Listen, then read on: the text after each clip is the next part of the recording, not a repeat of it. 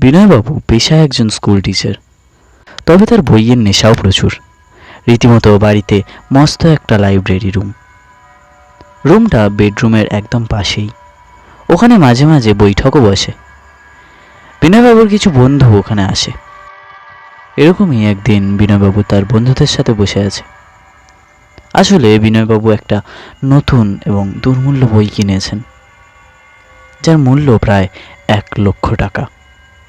আসলে বিনয়বাবু school teacher হলেও তার পূর্বপুরুষ নামী বণিক ছিলেন, তাই তার টাকা পয়সার অভাব নেই বললেই চলে।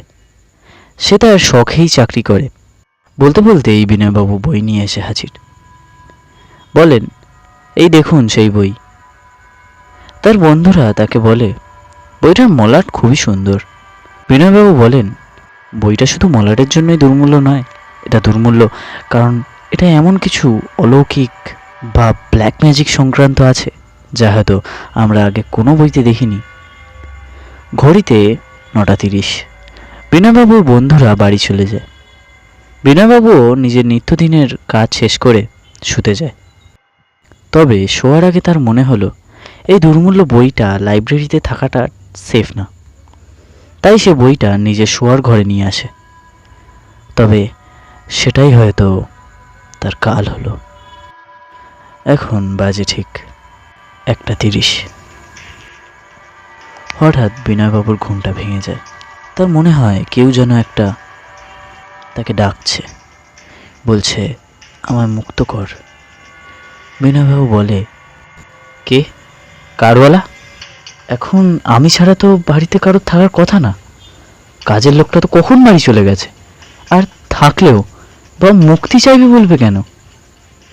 গিয়ে দেখি তো। বিনয়বাবু মানুষটা খুবই সাহসী। তিনি সহজে হাল ছাড়েন না, আর ভয় পাওয়াটা খুব একটা তার মধ্যে নেই। বিনয়বাবু সিঁড়ি দিয়ে নেমে এসে ড্রয়িং রুমের লাইটখানা জ্বালালেন। কাউকে না দেখতে পেয়ে সে রান্নাঘরের দিকে যায়। সেখানেও কাউকে না দেখতে পেয়ে কিছুক্ষণ বিভ্রান্ত হয়ে ভাবলেন। তারপর আবার নিজের রুমের দিকে ফিরে এলেন। তিনি বললেন, কোথাও তো কাউকে দেখতে পেলাম না, আমার মনের ভুল হবে বোধহয়। এই বলে সে আবার শুয়ে পড়ল। শরীর ক্লান্ত থাকায় ঘুম আসতেও বেশি সময় লাগলো না। কিছুক্ষণ পর সে আবার সেই একই কণ্ঠস্বর শুনতে পায়। বিনয়বাবু বলেন, না, একই কণ্ঠ, সেই একই কথা, তোকে মেরেই আমার মুক্তি। এবার বিনয়বাবু একটু ভয় পায়, তবে যেহেতু তিনি খুব সাহসী তাই নিজের ভয়কে প্রকাশ না করে ঘুমানোর নাটক করতে লাগলো। এইবার সেই কণ্ঠস্বরটা নিস্তেজ হয়েছে। কণ্ঠস্বরটা থামতেই বিনয়বাবুর বুকে যেন একটু বল ফিরে এলো। এতক্ষণ অনিদ্রায় থাকার জন্য তিনি তখনই ঘুমিয়ে পড়লেন। পরের দিন সকালে তার ঘুম ভাঙল। বিনয়বাবু বললেন, কাল রাত্রে যা কিছু হলো সেটা কি ছিল? সেগুলো কি সত্যিই নাকি শুধুই একটা স্বপ্ন? তবে যাই হোক, এখন ওইসব ভেবে আর লাভ নেই। বিনয়বাবু লাইব্রেরিতে বসে তার বেশ দুর্মূল্য বইটা পড়ছেন। তখন তার কাজের লোকটা এসে তাকে 1 কাপ চা দিয়ে যায়।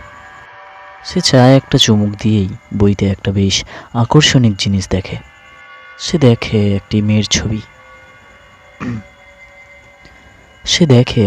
ছবি। মেয়েটিকে পেরেক দিয়ে একটা দেওয়ালে টাঙিয়ে দেওয়া আছে, আর তার কপালে জিজাসের ক্রস লাগানো। তার নিচে লেখা আছে, এই মহিলা হলেন একটি ডায়েন, যিনি ব্ল্যাক ম্যাজিক করে অনেকের প্রাণ নিয়েছেন। দেখতে দেখতে ঘড়ির কাঁটা 12টা ছুঁই ছুঁই। ডাইনিং টেবিলে বিনয়বাবুর খাবার বাড়া হয়ে গেছে। বিনয়বাবু স্নান করে এসে খেতে বসবেন। ডাইনিং টেবিলে বসে তিনি খাওয়া শেষ করেন এবং রোজকার দিনের মতোই খাবার পর পায়চারি করেন। এমন সময় তার বন্ধুরা তার বাড়িতে এসে হাজির। কিন্তু সে তার বন্ধুদের কালকের রাত্রের ঘটনা সম্পর্কে কিছুই বললেন না। কারণ হচ্ছে তার আত্মসম্মান। তিনি তার আত্মসম্মান বাঁচাবার জন্য এগুলো লোকান। যদি তার বন্ধুরা তাকে ভীতু কিংবা পাগল ভাবে, তাই সেই সব ঘটনা নিজের মধ্যে চেপে রাখেন। এইভাবেই কেটে গেল আরও কিছুদিন। প্রত্যেক দিন রাত্রে এই সমস্যা যেন আর নেওয়া যায় না। দিন দিন কণ্ঠটা যেন আরও জোরালো হয়ে যাচ্ছে। বিনয়বাবুর শরীর মন আর আগের মতো নেই। তিনি যেন একটা জীবিত লাশ হয়ে গেছেন। চোখের নিচে কালির দাগ। এসব দেখে তার বন্ধুরা তাকে জিজ্ঞেস করে, তোর কি কিছু হয়েছে? বিনয়বাবু বলেন, না না, তেমন কিছু নয়, ওই একটু শরীরটা খারাপ আর কি। বন্ধুরা তার প্রত্যুত্তরে বলেন, ঠিক আছে, নিজের খেয়াল রাখো। এই বলে তারা চলে গেলেন। তবে বিনয়বাবু কোথায় যাবে? তাকে থাকতে হবে এই সমস্যার মধ্যেই। তবে বিনয়বাবু আর এই অত্যাচার সহ্য করতে পারছেন না। তিনি ঠিক করেন আজ সে দেখবেই এই কণ্ঠ কোথা থেকে আসে। এই মনস্থির করেই বিনয়বাবু শুয়ে শুয়ে ঘড়ির কাঁটার দিকে তাকিয়ে থাকেন। 12:30 ঘরে যখন ঘড়ির কাঁটা পৌঁছায়, তখন সেই একই কণ্ঠ সে আবার শুনতে পায়। প্রথমে তো খুবই অল্প আসছিল কণ্ঠস্বরটা, তবে এখন স্পষ্ট বোঝা যাচ্ছে কণ্ঠটা যেন এই ঘর থেকেই আসছে। সে দেখে যে ড্রয়ারে সে ওই দুর্মূল্য বইটা রেখেছিল, কণ্ঠটা ওখান থেকেই আসছে। সে যখন আরো ভালো করে দেখে, তখন বোঝে যে ড্রয়ার থেকে না, আসছিল বই থেকে।